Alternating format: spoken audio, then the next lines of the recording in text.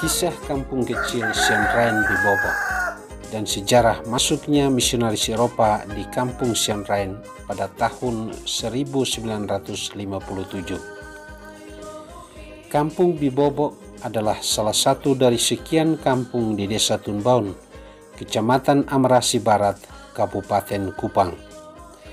Kampung ini terletak persis di bawah kaki bukit Pokmeto, Mafutnek. Kampung ini dapat ditempuh menggunakan kendaraan roda 4 dalam waktu 1,5 jam dari ibu kota provinsi Nusa Tenggara Timur. Jika kita menggunakan kendaraan roda 2, maka kampung ini dapat ditempuh dalam waktu 1 jam dari ibu kota provinsi Nusa Tenggara Timur. Kampung Bibobo memiliki kekhasan tersendiri sebab penduduknya berasal dari satu marga atau satu suku, satu keturunan, yakni keturunan Marganiti Obehetan. Marganiti Obehetan yang berdomisili di kampung Sian Rhein dan sekitarnya memiliki hubungan darah sebab berasal dari satu suku, hanya terpola dalam hubungan keturunan anak laki-laki dan anak perempuan.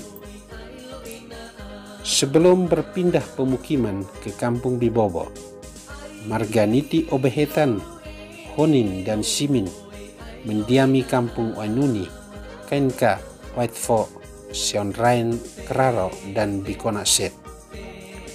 Leluhur dari suku Niti Obehetan yang berdiam di Wainuni, Waibua, Kainka, Whitefort, Sian Rhein, Keraro, dan Bikonaset berasal dari kampung Nibaki, Kuan Rete, Desa Tunbaun.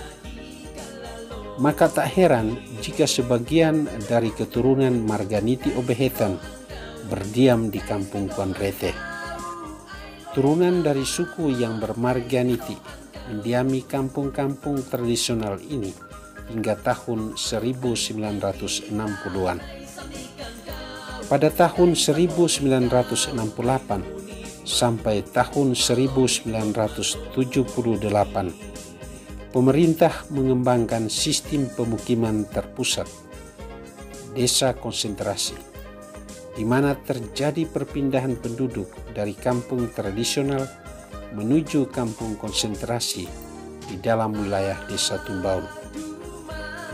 Maka Marganiti, Honin, Simin, Obehetan yang berasal dari satu suku mulai berpindah dan mendiami kampung Bibobo sebagaimana tampak sekarang.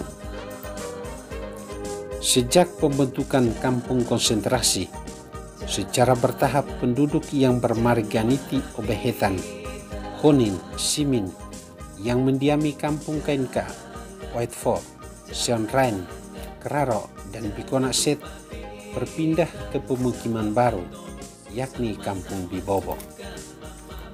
Mereka secara bergotong royong mendirikan rumah-rumah sederhana dari bahan lokal, beratapkan daun gebang atau alang-alang.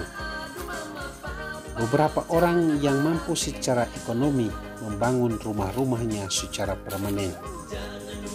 Pada tahun 1972 sampai 1973, rumah-rumah pertama dibangun di kampung Bibobo, yakni rumah Bapak David Niti, mantan Kepala Desa Tunbaun, dan rumah Bapak Titus Niti. Selanjutnya, mulai tahun 1974 sampai 1983, marga-marga yang mendiami perkampungan tradisional secara berangsur-angsur berpindah ke pemukiman baru, yakni kampung Bibobo. Dan seiring perkembangan zaman, bentuk-bentuk rumah penduduk pun mengalami perubahan bentuk dan secara perlahan meninggalkan bentuk rumah tradisional yang beratap gebang dan alang-alang. Bagaimanakah unsur-unsur baru dari luar masuk dan mempengaruhi pola hidup Marganiti Obehetan di kampung Sian Rhein? Pada tahun 1950 sampai 1980, kampung asli suku Niti Obehetan yakni KNK, Sian Rhine, Kraro, dan Bikonase, termasuk dalam kategori kampung tradisional, jauh dari jalan raya. Pola hidup masyarakatnya masih sederhana, berkebun secara berpindah-pindah dan beternak sapi. Walaupun pola hidup masih bersifat sederhana, tetapi Marganiti Obehetan sudah menerima unsur-unsur baru melalui kedatangan para misionaris Eropa, yakni para imam SVD. Pada tahun 1957, para misionaris SVD dan para suster dari kongregasi CIY menginjakan kaki untuk pertama kalinya di kampung Sian Rhine, Desa Tunbaun, Kecamatan Amerasi, Kabupaten Kupang. Mereka datang dan memperkenalkan unsur-unsur baru melalui penyebaran agama, yakni pengajaran agama Katolik, pendidikan kesehatan, pengenalan musik gerejani, latihan membaca not angka, pelatihan pendidikan kepemimpinan bagi para guru agama. Semua ini mempengaruhi pola hidup, pola sikap, dan tutur kata orang-orang sekampung. Unsur-unsur baru ini dirasakan turut membentuk hidup dan perilaku orang-orang di kampung Sian Rhine dan sekitarnya. Pada awal kedatangan para misionaris ke kampung Sian Rhine, ada banyak tantangan yang harus mereka hadapi. Kehadiran mereka tidak begitu saja diterima. Ada penolakan, kecurigaan, ketiadaan transportasi, di mana mereka harus berjalan kaki menyusuri hutan menuju kampung kecil Sian Rhine. Namun semua itu hanya sikap awal, karena di kemudian hari ada sikap keterbukaan, penerimaan yang sangat luar biasa.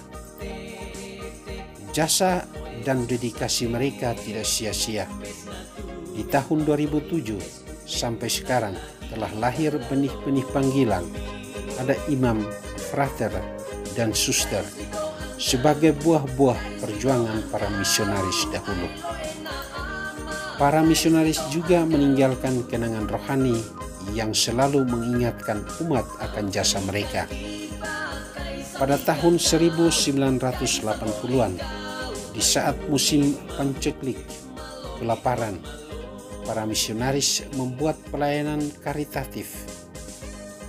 Ada bantuan sembako, yakni beras dan jagung. Pater Johannes Pfeffer SVD mendatangkan alat giling jagung, membagi pakaian, membantu pembangunan rumah pertemuan untuk masyarakat. Di samping bantuan sosial itu, Pater Johannes Pfeffer SVD juga membangun Gua Santa Maria Immaculata Batuna sebagai taman doa bagi umat Kristen Katolik. Taman doa itu terletak di dalam kampung Bibobo sekarang. Di depan taman doa itulah benih panggilan pertama muncul. Lahir imam perdana Pater Gregorius Niti SVD yang kini berkarya di Provinsi SVD Ruteng. Semoga benih panggilan semakin tumbuh berkembang dan kerukunan serta keterbukaan antar umat beragama, sikap saling menghormati dan saling menghargai antar golongan dan keyakinan agama tetap terjaga, terjalin, dan menjadi warna khas dari sikap hidup setiap suku, etnis, agama, dan golongan. Sekian dan terima kasih. Bibobo 1 Agustus 2020, Pater Goris Niti SVD.